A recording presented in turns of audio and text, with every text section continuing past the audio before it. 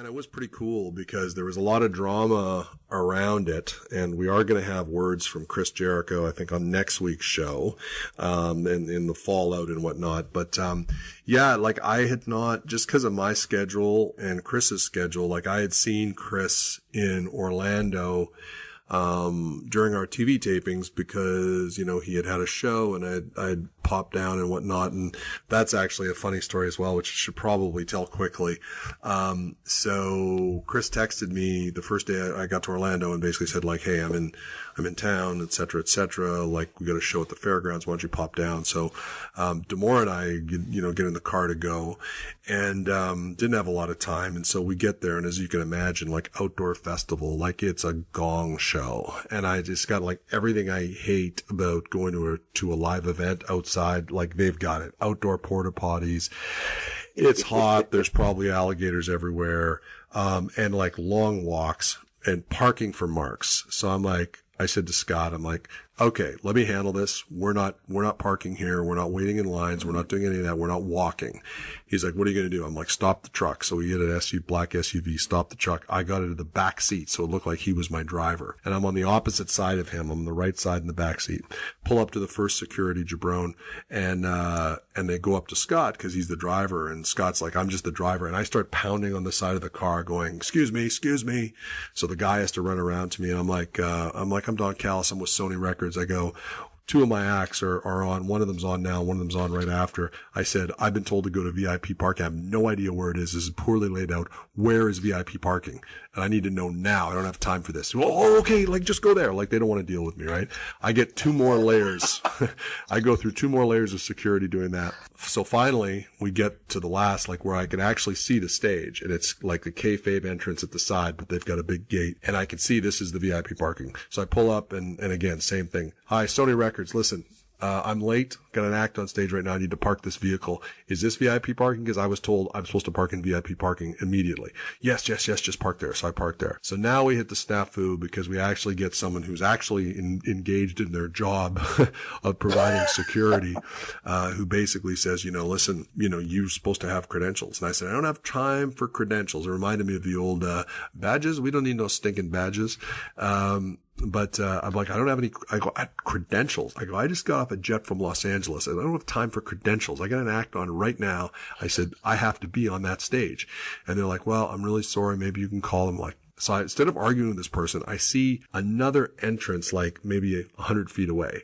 And I'm like, I'll try over there. So I go there and I see this security lady and she's on her telephone, FaceTiming with her child. And I'm like, well, this is perfect. So I'm like, excuse me. I said, my name's Don Callis with Sony Records. I said, I have an act on that stage right now. I need to get there. I said, I'm getting to run around about my credentials. I said, I don't need credentials. I said, because I'm in the record business. Do you understand the record business? I need to be on that stage right now.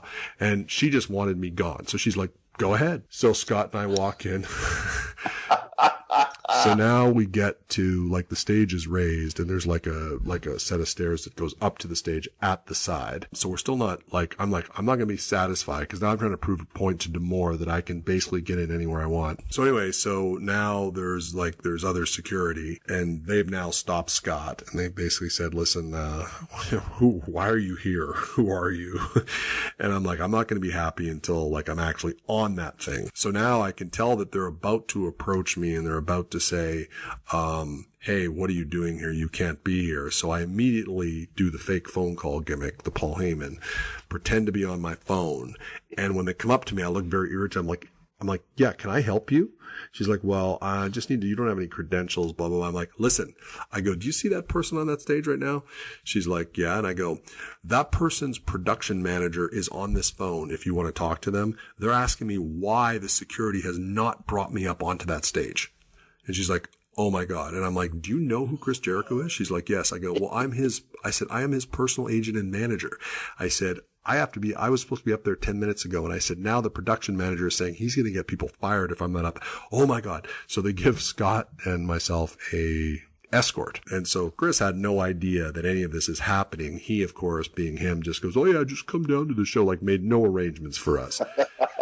Literally, I was, as he's doing his rock star thing, jumping up and down or whatever, I am literally like 10 feet away at the side of the stage in full view and like maybe 3 feet from the drum kit and seriously contemplating going out on stage and like jumping up and down and dancing, but I know he'll probably punch me. So I decided not to. So that was, that's the backstory. So I hadn't talked or heard from him much since then because we were both super busy. He was on tour or whatever. Can I jump in with one thing here? Yeah. It absolutely astounds me that you got that far without once waving your super elite card at anyone.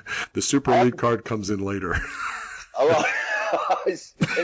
Please carry on. Yeah, you can tell the hotel story later. So anyway, so I hadn't talked to him, and I had kind of said like, "What's up with New Japan?" Because the last kind of iteration, usually with Chris's plans, it's like there's usually 3 people that know what Chris is doing: Chris, Barry Bloom, Mr. Barry, as I call him affectionately on New Japan, and myself. And that's just kind of the close circle. And, it's not that sometimes I'm asked for advice. Other times I'm just told what's happening or whatever. So I had not heard anything. And then all of a sudden I'm in Fukuoka and the usual people in the office who are sort of in the know, but not really, are asking me like, well, where's Jericho? Like, he's coming. Are you going out with Jericho tonight? I'm like, what are you guys talking about? And then I look, someone tweets at me and says, look what it's reporting on PW Insider and on the Observer. And of course I look and it says Chris Jericho is apparently on his way to Japan for this Wrestling Dontaku card, blah, blah, blah. And I'm like, well, that's weird. Not weird that he didn't tell me because we just hadn't been in touch and it doesn't really matter.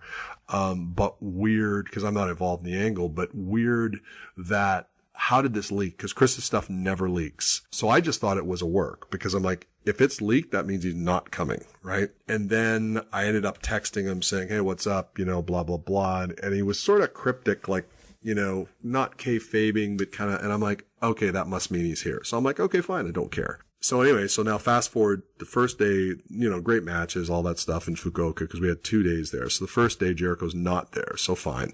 So I'm like, my schedule there is basically like, cause I still have my Impact job and I know it's not like when I go to New Japan, I stop working. So my thing was get back to the hotel from the show at 10 o'clock. I slept from 10:30 till 12:45. So like an hour and 45 minutes. And then I went down to the lobby cause they had this nice business center and I literally set up shop in this empty lobby and worked from 1 a.m. until 6:30 in the morning in the lobby. Then I went to sleep for an hour, had breakfast and start again. So it's not glamorous. It's just grinding. So I get up the next morning. I don't know. Everyone's texting me like, where's Jericho? Have you seen Jericho? I'm like, I haven't talked to him and I've been working. So fine.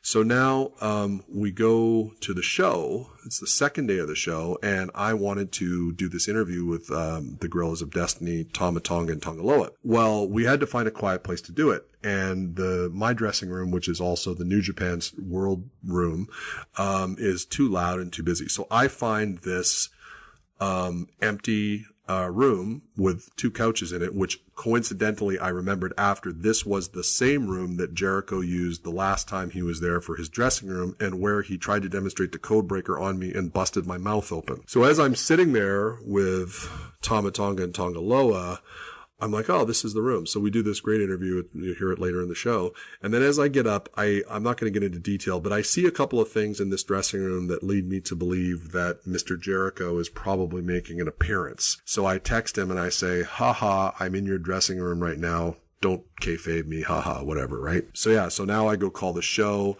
and I don't know for sure what's happening, but Chris and I had a conversation at one point a few months ago about my black mask and about do people wear those things in the crowd, different things. So, I mean, I kind of knew that what we ended up seeing, that there was something in his head that went around that. And as he described it, kind of a combination of my idea and something he did with Rey Mysterio. I think it's a lot more like what he did with Rey than but doesn't matter. So now I'm out there calling. I don't clue Kevin in because I actually don't know what to tell Kevin because I don't know what's happening. And I actually don't want to know what's happening. And, so LIJ has a, 8-man match or whatever, and they're always entertaining. And Naito's Naito. He does his thing. He doesn't really sell very much. He's just kind of, he's the ungovernable. He's the wild child guy.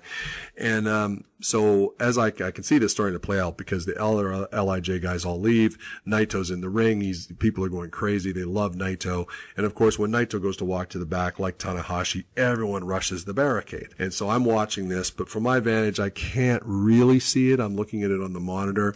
And all of a sudden I see this fan in a a Bushi mask, Mexican sugar skull style mask, and an LIJ sweatshirt, grab, like Naito shakes the guy's hand, but the guy pulls him in and punches him. And then I see this guy, looked like he whacked a fan too. And it turned out that I guess the fan wasn't letting him get where he needed to go. So Chris adjusted. Fan got to be part of the show. Hooray. And, so I just see this guy beating the shit out of Naito and taking him into the ring. And it was great because I don't think the people there really clued in that it was Chris. And Chris, people said, why does he have makeup on? It's like, well, he was kayfabing his white skin because the mask had a mouth hole and et cetera, et cetera. So Chris really, as usual, great attention to detail, attacked Naito, beat Naito senseless, busted him open with a ring bell. And then there's a great video online that you can get, like the post beatdown where Chris is leaving and he's just slapping the piss out of the young boys. He's swearing, he's throwing furniture, he's going after fans. It's tremendous. I mean, if you liked what he did with Omega, you're going to like this as well. So that was like just super cool. And it's like, whoa, I can't believe it. So that was, for me, obviously a highlight because now we're presumably going to get Jericho versus Naito in Osaka at Dominion, which is kind of the second biggest show of the year after the Tokyo Dome. But we also got treated to Will Ospreay versus Kushida, which was a phenomenal match. As you know, those two guys are just maybe the best guys, and along with Hiromu in the junior division. So that was awesome. And then one of the most emotional matches I've had a chance to call was Tanahashi Okada. And if you get a chance, I mean, if you're going to listen to any of my calls, listen to that one because I think it's on a level of the work that we did with Omega and Okada in the draw they had last year that people liked. Tanahashi is just such a great wrestler and such a great seller and storyteller that it was just one of my favorite matches. And sometimes Okada matches are not my favorite matches. He's great, but it's just kind of, I don't know, but it's like, but Tanahashi's just so good. And it was just a great emotional story, you know, and in my heel mode, I think I had a quote, and you can follow them at Don Callis Quotes on Twitter, of congratulations, Gato and Okada. You just made an entire city miserable, because of course they went over. But the cool thing we got, even though we were all disappointed that Tanahashi didn't win, the cool thing we got is Okada challenged Kenny Omega to a match at Osaka saying, hey, listen, basically, you know, we're kind of 1-1-1, one win each, one tie. It can't end like this. Let's go. No time limit at Osaka for the title. And Kenny said, okay, and 2 out of 3 falls. So we're going to get treated to Jericho versus Naito in Osaka, which will be incredible for the Intercontinental title, I'm assuming. And we're also going to get Okada versus Omega. No time limit, 2 out of 3 falls. There's going to be a winner. So we're going to put an end, I guess, to this feud. Someone's going to win, and that person will have won 2 matches, tied 1 and lost 1. And whether it's Kenny, and I hope it is Kenny, but whether it's Kenny or Okada, this kind of 1.5 year, 18-month journey is going to come to an end.